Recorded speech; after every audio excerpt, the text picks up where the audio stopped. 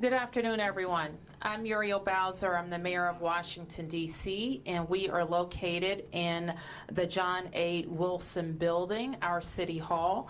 I am joined today by the chairman of the council, Phil Mendelson, the chief financial officer for the district, Glenn Lee, members of the council of the District of Columbia, the city administrator for the District of Columbia, Kevin Donahue, and my budget director, Jenny Reed.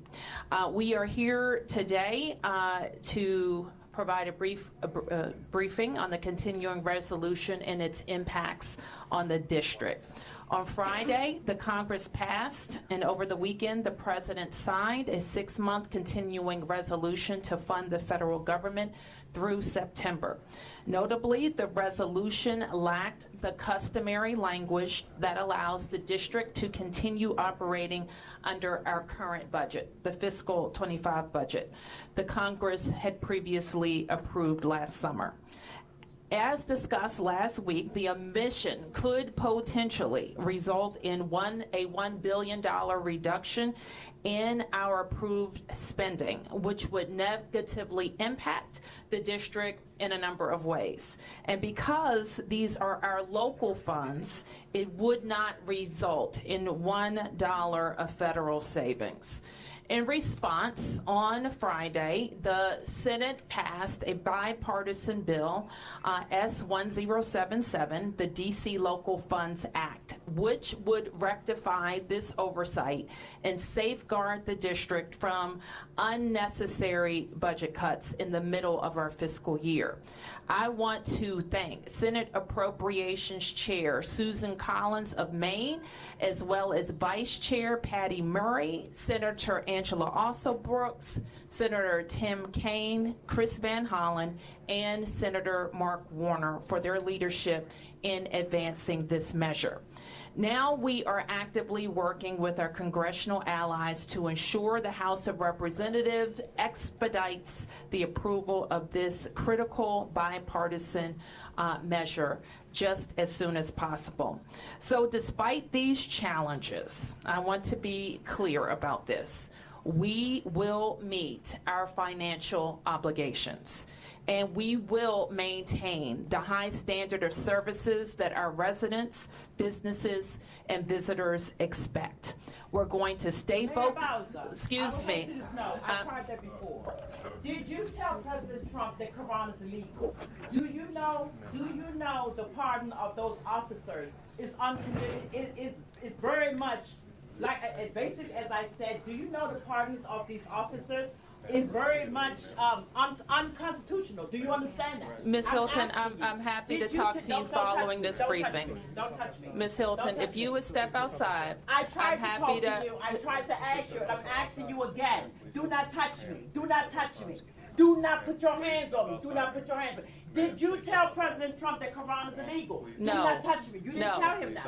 Okay. No. So when he said that, did you tell him? Ms. Hilton, do I not can't. touch me. Ms. Hilton, do not put your Ms. hands Hilton, on me. Ms. Do Hilton. not put your hands on me. You did not tell him that. Did you let him know that the pardon of those officers are unconstitutional? Do not touch me. Ms. Do not Hilton, put your hands. Ms. Did you tell Hilton. him that?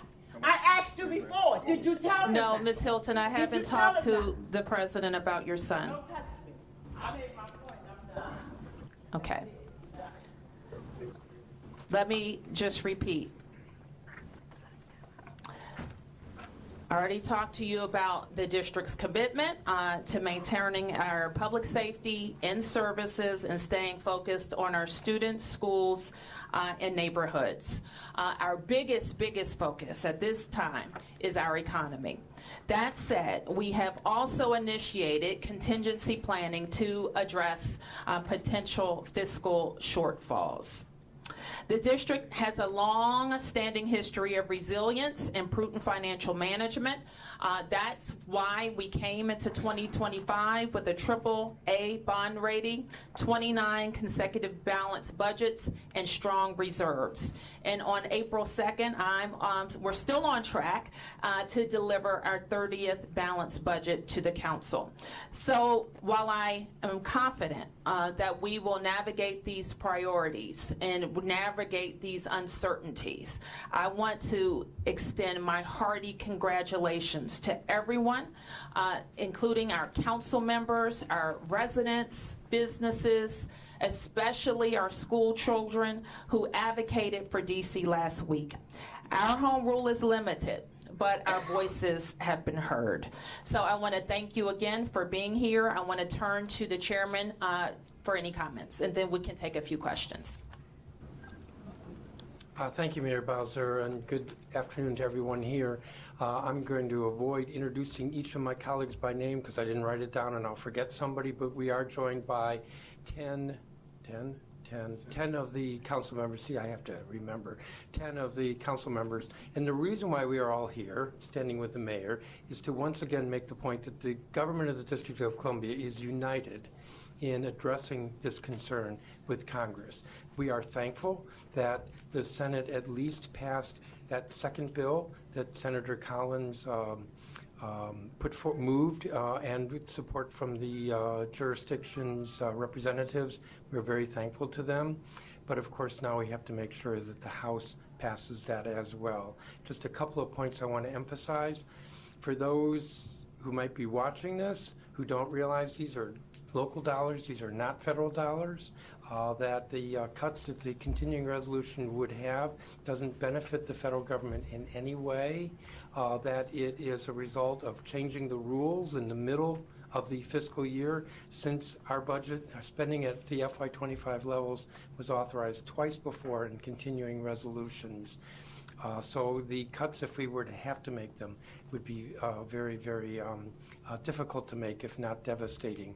But that our operations are able to continue while we work with the House to ensure passage of this second bill. And I'm happy to answer questions. Thank you. Okay, can take a few? Yes. Two questions for the time being. First question, what assurances have you gotten from the White House or from Speaker Johnson that the House will look at this next week and that the amendment will go through the House? Well, as the chairman said, we're continuing to work with the House to determine what their next steps are. But as far as assurances, if you could just, like, is there a percentage, like as far as the likelihood, at this point, what can you tell us? Well, I think the case has been made that these are DC local dollars, that cutting them in the middle of the year would be devastating to our operations and to our shared goals of making our city the best, most beautiful city and one that serves our residents. So we're very confident, and we're going to keep working with the Congress until its final passage. Speaking of local dollars, last question for the time being.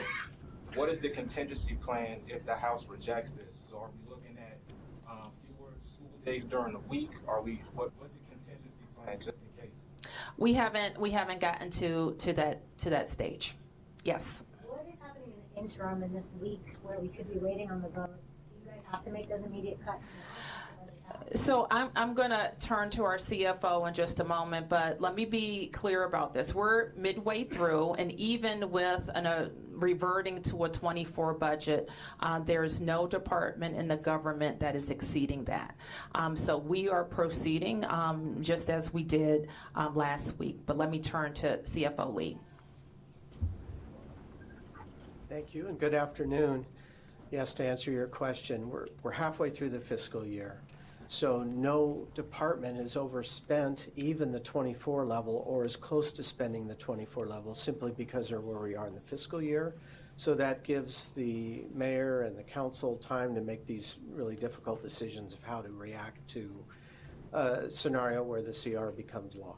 So at this point, nobody's furloughed, laid off, there's no cuts immediately happening this week. That is correct.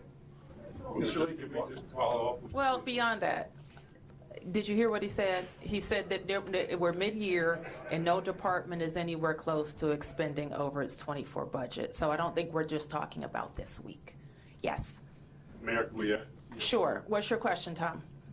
Mr. CFO, I think the timing question is, the measure has passed, it's legal, it's passed Congress, I think the president signed it. At what time frame do you have to give the House time to act on this new measure, since the bill's been passed already to meet the 24 level? Is there a deadline? For me, immediately, there's not a deadline because I know the council and the mayor are working through both scenarios. One where the correction is made by the House agreeing to the Senate's bill. And then second, if that doesn't happen.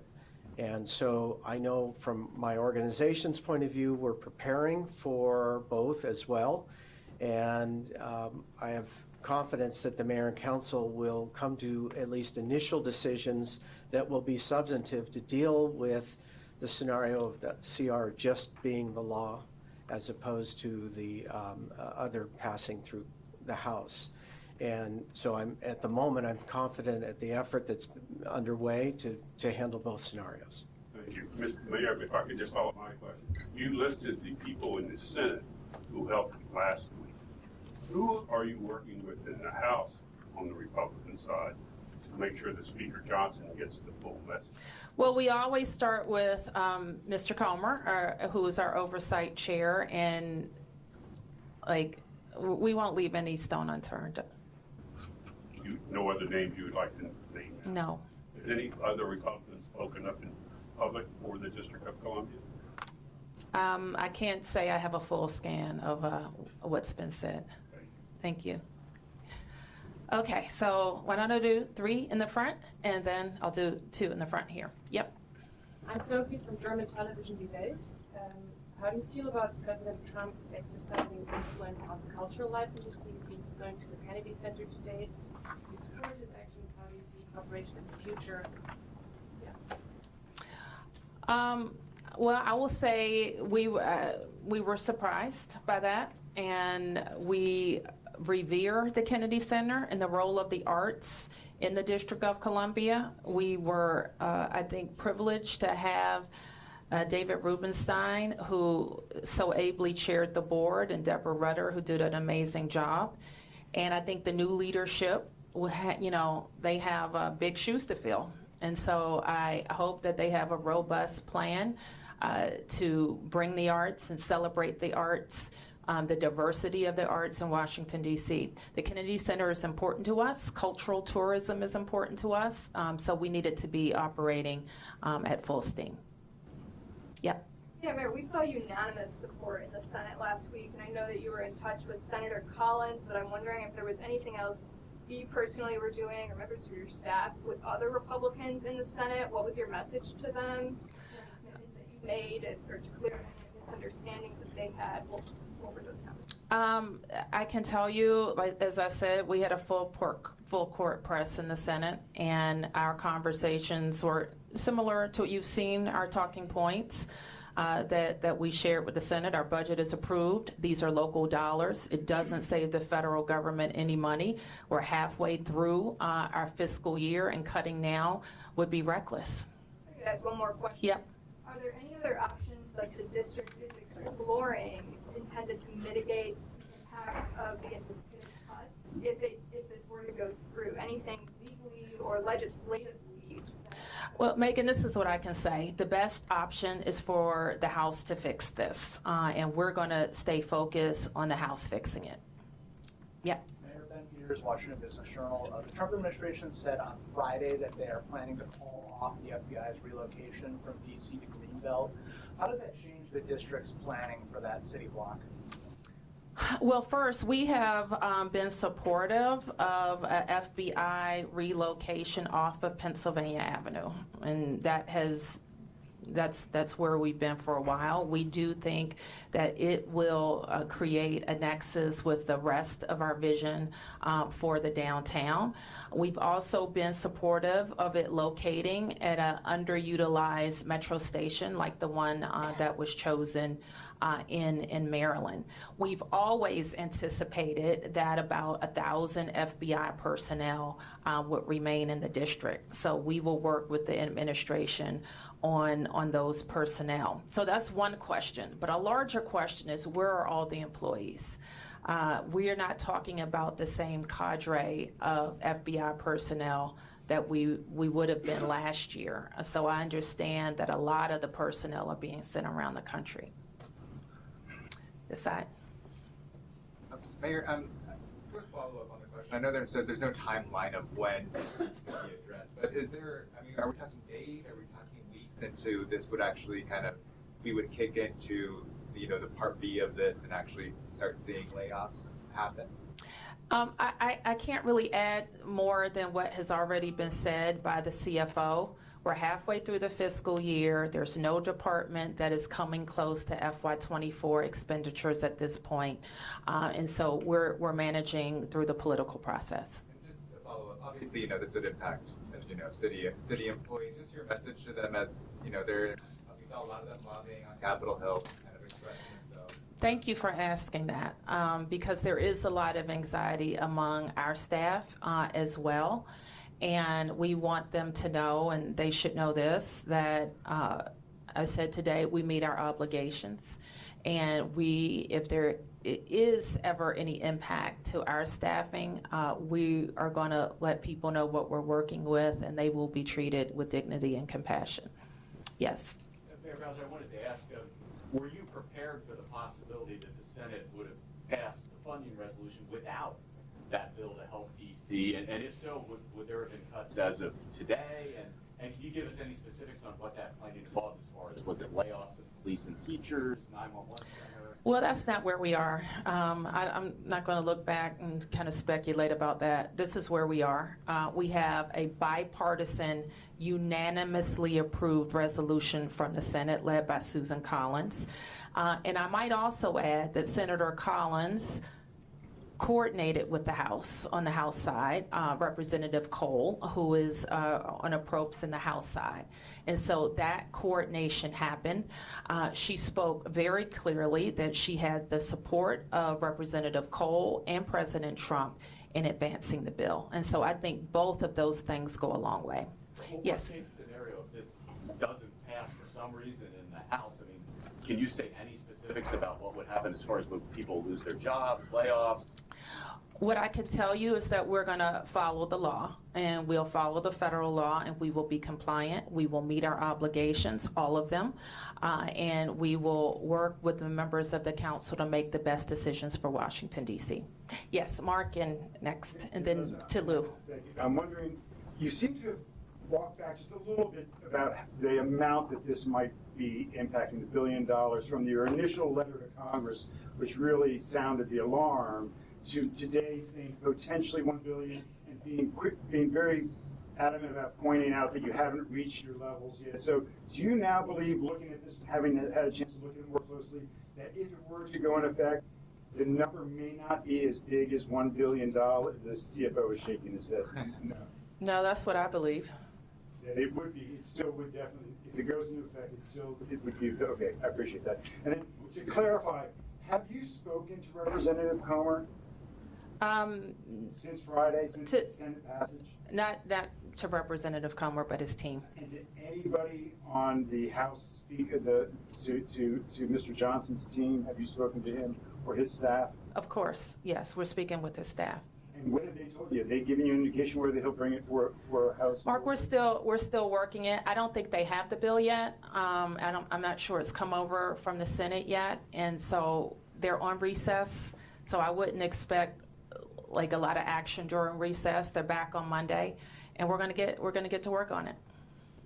No, next question. Hold up, somebody else. Yep.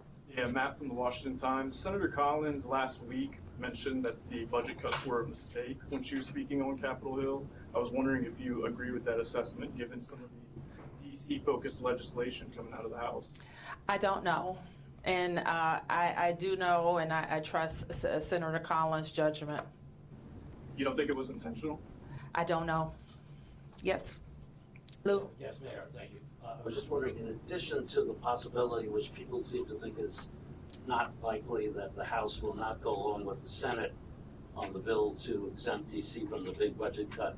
The CFO has mentioned a little earlier that a week or two ago that due to the large number of federal worker layoffs from the Trump administration, that the city's revenue is going to be lower in fiscal 2026 and the next 2 years after that. And with that happening, I was just wondering, is there any thought of what specific programs might have to be cut, particularly those that some people that we report on, the liaison offices like the Office of LGBT Affairs, Latino Affairs, African American Affairs, would those offices have to be cut? Well, as you know, Lou, we are working on our budget right now. The FY26 proposal that you referenced, the revenue forecast over the next 4 years, our forecasted revenue has gone down by $1 billion. And those are the numbers that we must use when we balance our budget. So we are looking at that right now, and we'll make a proposal to the council in the next several weeks. Anybody? Okay. All right, right here. Hi, how you doing? Carolina Cruz from Telemundo. It kind of goes in line with my colleague Lou in regards of programs that perhaps could be cut. I know you said there's no contingency plan as of now, correct? Just want to make sure we have that. And a lot of people have talked about cuts on education and public safety, but what about programs that cater to specific communities? In my case, I'm more concerned about the Latino community. If your question is if we had to make $1 billion cut right now, as Kevin likes to say, we have to go where the money is in our budget to cut that fast. And our top areas of spending are schools, public safety, and the human services. But as of now, nothing is in the chopping block. There's no way to do that. Anybody have a different question? Okay. Yes. Hey Mayor, speaking of the FY26 budget, are you able to give us a preview of what you're thinking about, just, your top areas? Now, Megan. Priority? Yes. Public safety, public schools, and how we grow our economy. Have you communicated any of this, in conversations with Republicans? Some of them wondering, why was the district's budget $1 billion more between this year and last year? What is this year's budget going to look like? Is this factored into your conversations at all? That's a conversation between all of us, and using the best information that we have. And your very smart colleague here, Tom Sherwood, sent out why our budget is different. And this is why. We paid Metro, we need public transit. It's a payment to our DC public schools and public charter schools, additional human services, and that's of great interest. We paid our loans. We paid the Metropolitan Police Department an additional $80 million. And by the way, we had a 35% decrease in violent crime. We paid our police officers and firefighters retirement system that had increased costs, more retirees, more cost. The Department of Healthcare Finance saw a big increase. And when I say we have to go to where the money is, if we have to make dramatic cuts mid-year, that's one such source. The Department of Fire and Emergency Medical Services, DC Fire, also had additional costs, and the teachers' retirement system.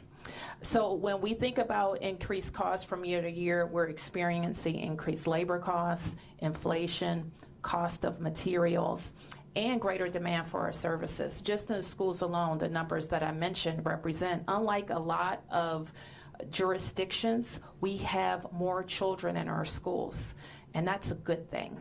And we are very invested in their outcomes, and what outcome data show us is that our children are doing well compared to their peers.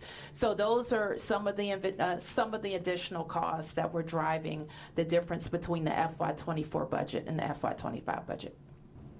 Okay, and I'm just going to take a couple more, guys. Yep. One of the major warnings you issued in the memo you wrote to Congress about the budget was that it could impact renovations to Capital One Arena. I'm curious if you've been in conversations with Ted Leonsis or Monumental Sports about contingency plan? We don't, it is true that impact to our capital budget would affect all of our planned CIP spending, but we will meet our commitments to the Capital One Arena. Under what I apologize, Mayor, this is to follow up his question. The NFL, as you know, is trying to come to the District of Columbia.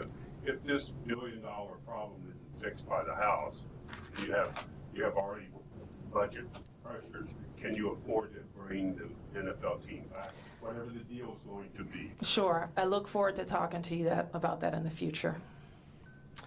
All right, Mark. Near Thank you. Back on the budget, remind me, did you sign the last budget? Did you have issues with the final budget? I sometimes have issues with budgets. I mean, is that part of what got us to $1 billion over the previous year? I'm sorry, it was what got us to what? What? Whatever issues you have with budgets. No. Okay. Can I ask you about immigration enforcement in the district? The Washington Post had reported recently, on at least one case, where a couple was picked up detained for several days in the District of Columbia. Can you tell us the district's role, if any? Are you notified? Do you have a count?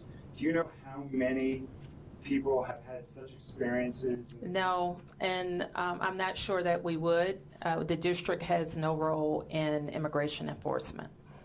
Does your Office of Migrant Services play any role? No, the district has no role in immigration enforcement.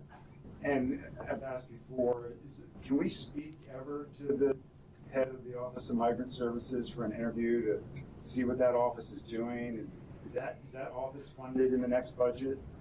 Mark, we haven't talked about anything that's funded in our next budget.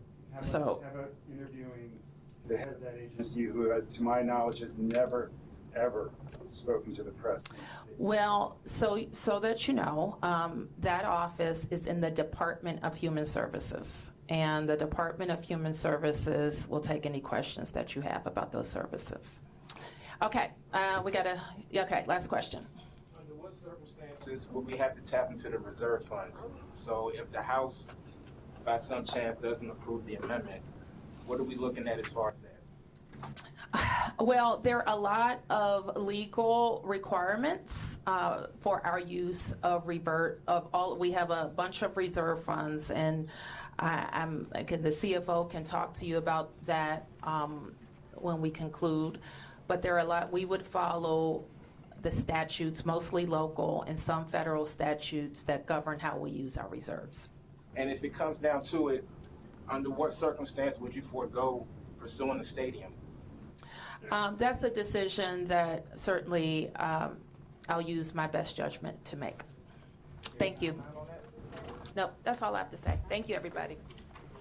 Still trying to review the announcement of the re-election? No. No. No.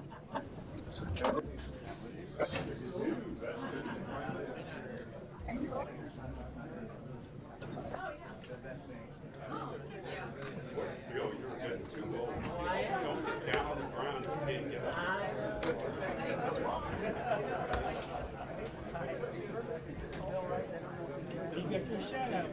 Yeah, I don't need a shout.